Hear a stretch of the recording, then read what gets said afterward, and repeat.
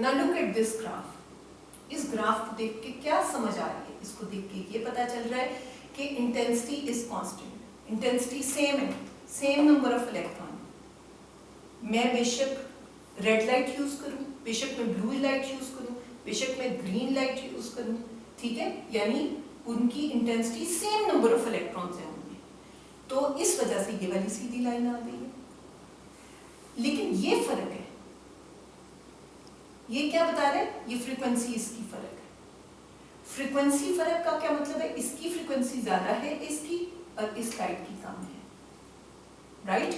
तो वेव ये हमारे पास बड़ी इंपॉर्टेंट ये जो ऑब्जर्वेशंस हैं जो कि हमने देखी हैं, तो आगे हम देखते हैं कि वेव थ्योरी की एक और प्रेडिक्शन जो थी वो क्या थी, बल्कि यूं करके देखते हैं। पहले मैं ऑब्जर्वेशन की तरफ जाती हूँ, मैंने बाद में होना चाहिए, पहले ये नंबर 1 ऑब्जर्वेशन क्या है कि photo electrons are emitted instantaneously. इधर लाइट डली है, उधर इलेक्ट्रॉन्स निकल आए हैं, इसको कहते हैं इंस्टेंटेनियस प्रोसेस। जबकि वेव थ्योरी क्या कहती है? वो कहती है नहीं भाई, first electron should be emitted in a time interval of the order of seconds, जबकि इधर 10⁻³ सेकंड्स ऑब्जर्व किए गए, और इसने कहा है कि सेकंड्स लगने चाहिए, क्योंकि एनर्जी, अब इसकी मैं आपको रफली बता देती हूँ। अच्छा, ये एंड पे है ये वाला हिस्सा, ठीक है, तो यहाँ तक इसके बाद हम इधर मूव करेंगे, तो ये मैं आपको बता देती हूँ कि ऐसे ही है। उसने कहा था कि एनर्जी इज इवनली डिस्ट्रीब्यूटेड, जितना एरिया इन कांटेक्ट होगा, सरफेस एरिया जिधर इलेक्ट्रॉन मौजूद है, वो उतनी एनर्जी ट्रांसफर होगी। मतलब आप इसको ऐसे समझें कि wave theory is again unable to explain the instantaneous emission of photoelectrons. आगे आ जाता है wave function, work function. Work function की डेफिनेशन आपको पता है कि it is a minimum amount of energy required by electrons to escape from the metal surface. इतनी एनर्जी मिलेगी तो वो मेटल को छोड़ सकेंगे। अब आपसे ऑब्जेक्टिव में या वैसे सवाल पूछा जा सकता है कि on what factor does the work function depend? Basically it is the property of material. ये आपको बताया होता है, टंगस्टन है, इसका वर्क फंक्शन शायद 4.5 है, एग्जैक्टली आई डोंट नो, और बाकी जो है मटेरियल उनका वर्क फंक्शन फर्क है। तो it is the property of material. If HF is greater than 5 then obviously electrons will escape. If ये क्या है, इंसिडेंट जो आपकी रेडिएशन है, लाइट है, उसकी फ्रीक्वेंसी है। If it is less than 5 no electrons are emitted, वो बाहर निकल ही नहीं सकते। ना लास्ट जो आपका आ जाता है कि वेव थ्योरी तो जी फेल हो गई। आप लोगों ने देखा, मैंने तीनों पॉइंट्स को एक्सप्लेन किया, और हमने ये देखा कि wave theory was unable to explain the photoelectric effect.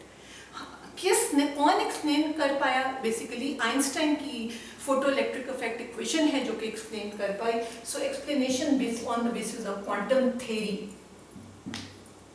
और वो क्या है ये मैंने लिखा हुआ, दिस इज वेरी इंपॉर्टेंट।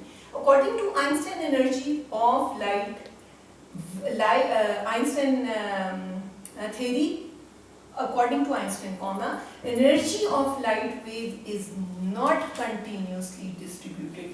जैसा कि wave theory में है कि it is continuously distributed.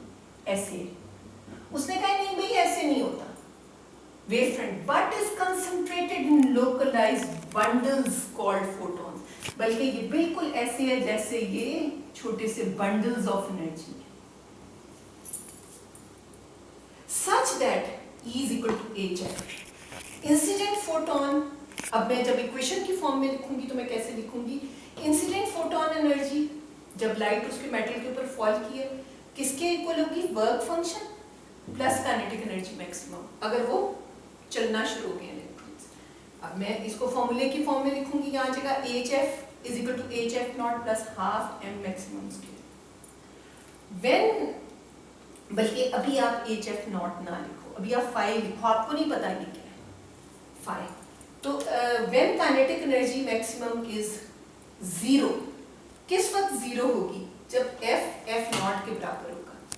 तो इसका क्या मतलब हुआ कि अब मैं लिख सकती हूँ कि phi किसके बराबर होगा? HF naught के बराबर होगा। होगा। तो इस तरह से आप अगर इस आर्टिकल को सही तरह समझे तो सारे शॉर्ट क्वेश्चंस का आंसर भी हमें आ जाता है, और जो इससे रिलेटेड ऑब्जेक्टिव होंगे, एमसीक्यूज होंगे, उनको भी आप बहुत अच्छी तरह आंसर कर सकोगे। Thank you.